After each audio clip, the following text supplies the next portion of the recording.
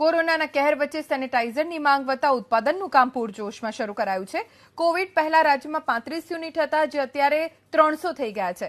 સેનેટાઇઝરની માંગ વધતા રાજ્ય સરકારે નવા ઉત્પાદકોને પણ મંજૂરી આપી છે। હાલ રિટેલર પાસે 2 લાખથી પણ વધુ જથ્થો છે સેનેટાઇઝરનો। કોવિડના દિવસો પછી દિવસેને દિવસે સેનેટાઇઝરની ડિમાન્ડ વધી છે, ત્યારે જે સેનેટાઇઝર બનાવતા યુનિટ છે ત્યાં પૂરજોશમાં સેનેટાઇઝર બનાવવાની કામગીરી હાલ ચાલી રહી છે।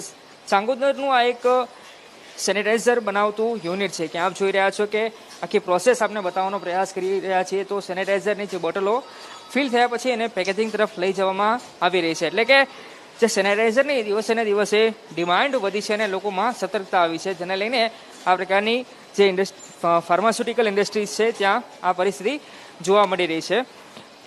જે બોટલો રિફિલ થયા પછી આપ જોઈ રહ્યા છો કે પેકેજિંગ અહીંયા થઈ રહ્યું છે, લેબલિંગ પણ અહીંયા કરવામાં આવી રહ્યું છે। મારી સાથે એના સંચાલક છે, તેમની સાથે વાત કરીએ।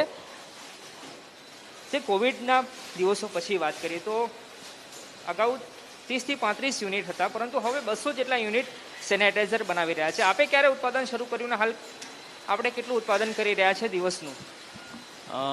નમસ્કાર, અમે હાલમાં અમને 22 માર્ચ 23 માર્ચ આસપાસ અમને પ્રોડક્ટ પરમિશન મળી છે આના માટે।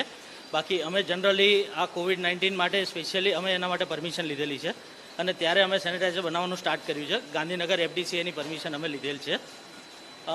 અત્યારના પહેલાં પ્રમાણે અમે આશરે 35 થી 40,000 બોટલ પર ડેની અમારી કેપેસિટી છે, જે અમે સિંગલ શિફ્ટમાં અમે અત્યારે ઓલરેડી સપ્લાય કરી રહ્યા છીએ।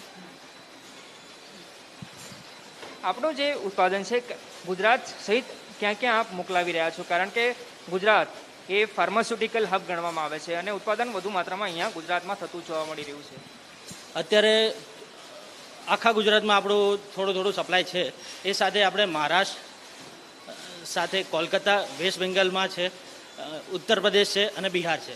અત્યારે 5 સ્ટેટ અમે થોડા કવર કરીએ છીએ। એમાં અમારું ઉત્પાદન ડે બાય ડે અમે થોડું કરીએ છીએ।